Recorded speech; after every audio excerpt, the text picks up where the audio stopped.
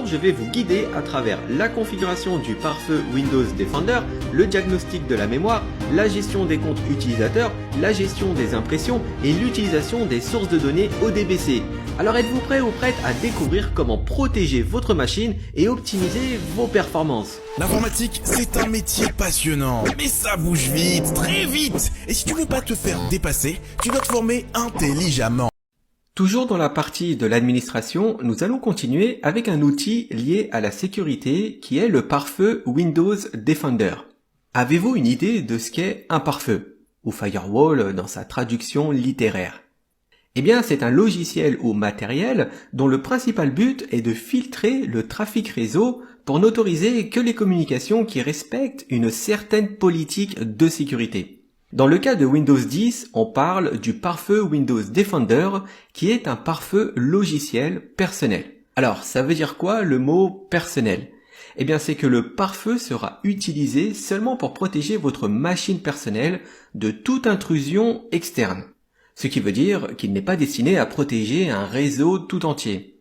Pour lancer le menu du pare-feu de Windows, il suffit simplement de faire une recherche du mot pare-feu dans la barre de recherche Windows. Et vous n'aurez plus qu'à cliquer sur pare-feu Windows Defender pour lancer la fenêtre qui vous permet de le configurer. À ce stade, on peut voir que le pare-feu est bien actif. Si vous installez un antivirus, alors vous devrez le désactiver car cette fonctionnalité sera gérée directement par votre antivirus. Comme avec cet exemple sur mon PC où j'utilise l'antivirus Note32. On va maintenant voir comment le désactiver. Tout d'abord, il faut cliquer sur activer ou désactiver le pare-feu Windows Defender qui se trouve sur le menu de gauche. Ensuite, c'est ici que vous pourrez désactiver le pare-feu de votre réseau privé et public. Si vous vous rappelez, normalement sur votre VM, le pare-feu est déjà désactivé car on l'avait fait pour des tests de communication entre les deux machines virtuelles. Passons au contrôle des applications. Pour y accéder, toujours dans le menu de gauche du pare-feu Windows Defender, cliquez sur autoriser une application ou une fonctionnalité via le pare-feu Windows Defender. C'est ici que vous pourrez autoriser ou non les applications à se connecter au réseau. On passe maintenant à l'outil qui va vous permettre de faire un diagnostic de la mémoire de votre ordinateur. Pour accéder à cet outil, il vous faut ouvrir les outils d'administration en faisant une recherche du mot admin et ouvrir l'outil diagnostic de mémoire Windows. Une fenêtre va alors s'ouvrir pour vous permettre de lancer le diagnostic. Il existe aussi un raccourci pour accéder à cet outil qui est la commande mdsched à lancer dans une fenêtre exécutée. Rappelez-vous, pour lancer cette fenêtre, vous pouvez appuyer simultanément sur les touches Windows et la touche R. Comme vous pouvez le voir, nous avons deux choix pour vérifier les problèmes de mémoire de notre ordinateur ou de la machine virtuelle. Soit vous redémarrez immédiatement et laissez l'outil rechercher d'éventuels problèmes, et c'est ce qui est d'ailleurs recommandé, ou bien vous demandez à l'outil de faire le diagnostic au prochain démarrage de l'ordinateur. Dans notre cas, on va utiliser l'option qui est recommandée.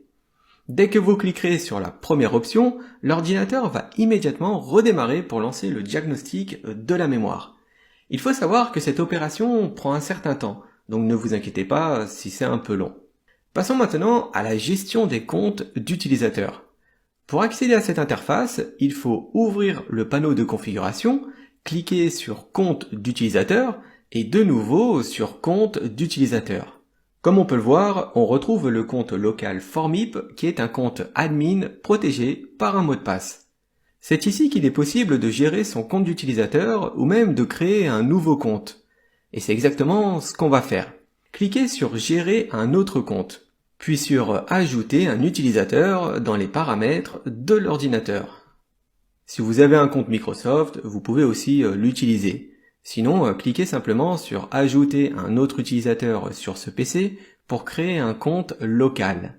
Il vous faudra ensuite rentrer des informations pour le nouveau compte, c'est-à-dire le nom, le mot de passe et 3 questions de sécurité avec des réponses.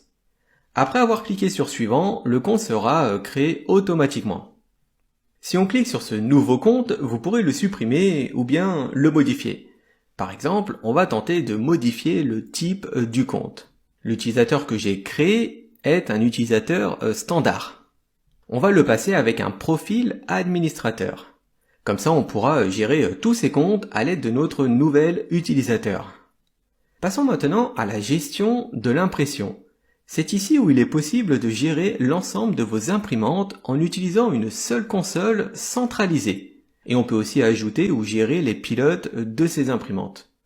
Pour lancer cet outil, vous pouvez soit utiliser la fenêtre d'outils d'administration ou bien en lançant la commande printmanagement.msc. Vous aurez alors accès à l'interface qui gère l'impression. Et on termine avec le dernier outil qui est la source de données ODBC. Cet outil peut être facilement lancé à partir de la fenêtre outils d'administration. Vous pouvez aussi lancer la commande odbcad32 dans une fenêtre exécutée. Cet outil permet d'accéder à des bases de données de différentes applications en utilisant le pilote ODBC. Vous pouvez configurer autant de sources de données que